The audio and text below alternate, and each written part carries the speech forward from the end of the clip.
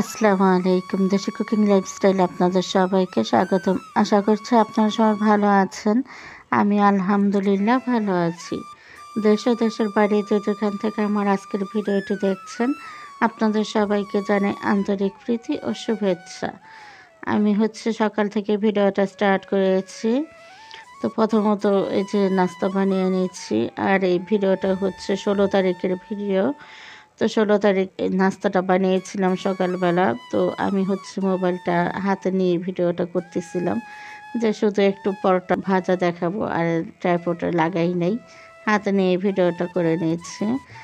তো পরোটাগুলো ভেজে নিয়েছি সবগুলো। আমার তো প্রচুর মাথা ব্যথা করতেছিল, ওই অবস্থায় নাস্তাটা বানিয়ে নিয়েছি। ভেবেছিলাম কমে যাবে আস্তে আস্তে। তো আমার 15 তারিখ রাত থেকে প্রচুর মাথা ব্যথা, 16 তারিখ সকালেও ব্যথা করতেছিল, শরীর অনেক খারাপ লাগতেছিল। তো ভাবলাম যে যদি বেশি শুয়ে থাকি তাহলে শরীরটা আরও বেশি খারাপ লাগবে, সেজন্য আর কি সংসারের কাজকর্মগুলো করে নিচ্ছিলাম। এরপরে দেখি আস্তে আস্তে শরীর তো অনেক খারাপের দিকে যাচ্ছে। তো আমি এই যে পরোটাগুলো বানিয়েছিলাম সবার জন্য, কিন্তু আমি পরোটা খাই নাই। আমার জন্য 2টা তুন্দা রুটি আনিয়েছিলাম। তুন্দা রুটি আনিয়েছি, খেয়েছি মাত্র একটা তুন্দা রুটি। তো একটা তুন্দা রুটি খাওয়ার পরে 2বার বমি করেছি। নাস্তাটা করে এরপর ওষুধ খাবো। তো আমার মাইগ্রেনের ব্যথা। তো মাইগ্রেনের ব্যথা আমার এবার অনেক দিন পরেই হলো। এমনিতে তো আগে প্রত্যেক মাসে 1বার 2বার হতো, কিন্তু এইবার অনেক দিন পরেই হয়েছে।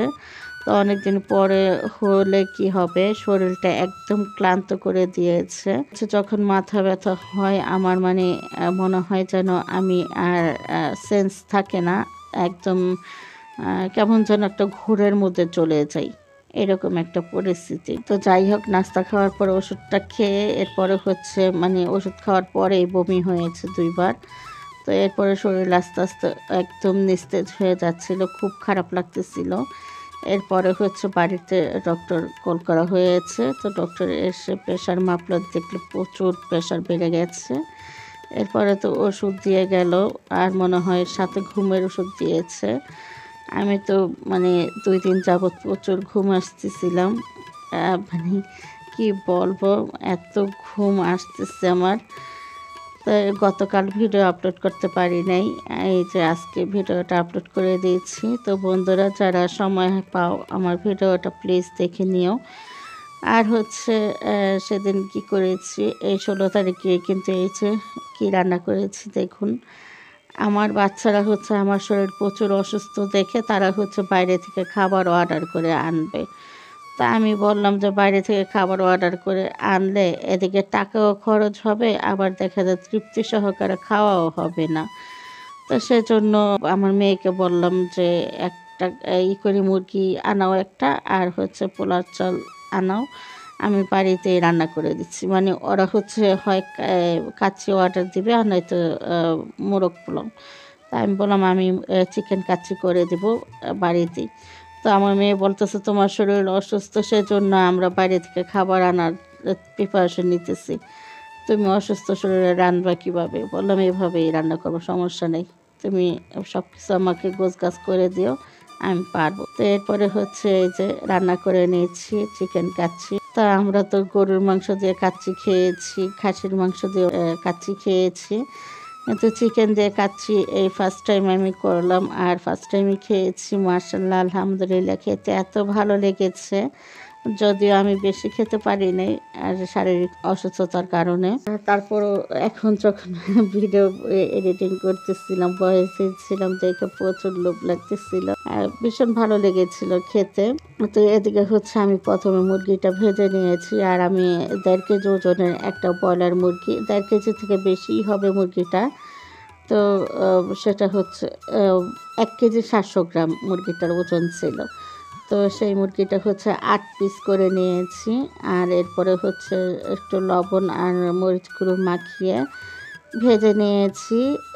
একটু হালকা করে ভেজেছি, একদম বেশি ভাজি নাই, তাহলে দেখা যায় মশলাগুলো আবার ভেতরে প্রবেশ করবে না, সেজন্য হালকা করে ভেজেছি। এই যে দেখতেই পাচ্ছেন, রোস্ট যেভাবে আর কি ভাজে সেভাবে ভেজে নিয়েছি। এরপরে এখানে আমি বিরিয়ানির মশলা, তারপর আদা রসুন পেস্ট, একটু মরিচ গুঁড়ো, তারপরে হচ্ছে টমেটো সস, গরম মশলা, এরপরে স্বাদ মতো লবণ, কাঁচামরিচ দিয়ে মশলাটা খুব ভালোভাবে কষিয়ে নিয়েছি।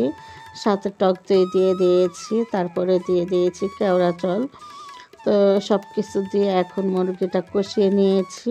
আর এরপরে হচ্ছে এই যে এখানে আমি 1/2 লিটার দুধ জাল করে ঘন করে রেখেছি।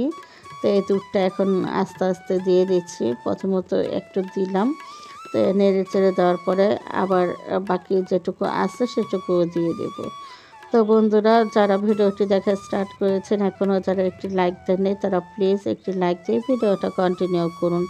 ইদানিং দেখা যায় আমার ভিডিওতে লাইকের পরিমাণ খুবই কমে গেছে। এত লাইক কেন কমে গেল বুঝতে পারতেছি না, অনেক লাইক কমে গেছে। তো সেজন্য বলতেছি, যারা ভিডিওটা দেখা শুরু করেছেন প্লিজ একটি লাইক দিয়ে ভিডিওটা কন্টিনিউ করুন।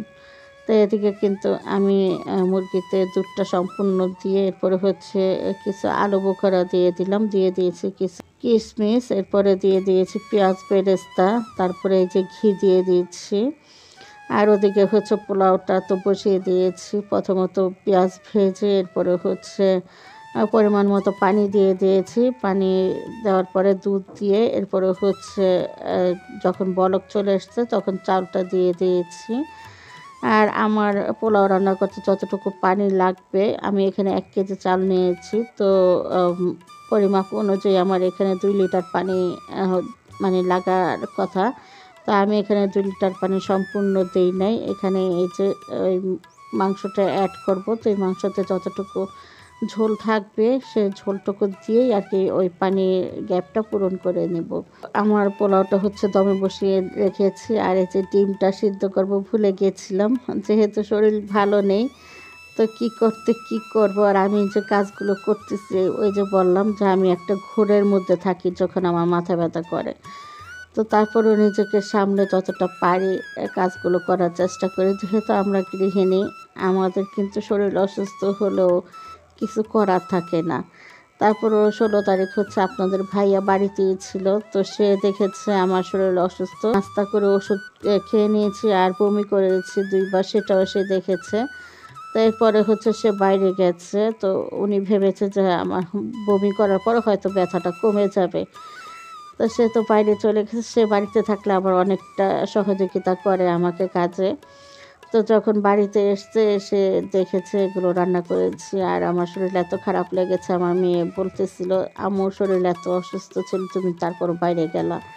তো বলতেছে আমি তো ভাবছিলাম ওষুধ খেয়েছে কমে যাবে সেজন্য গেছি, আমি তো বুঝতে পারিনি তোমার আম্মুর শরীরটা এতটা খারাপ হয়ে যাবে।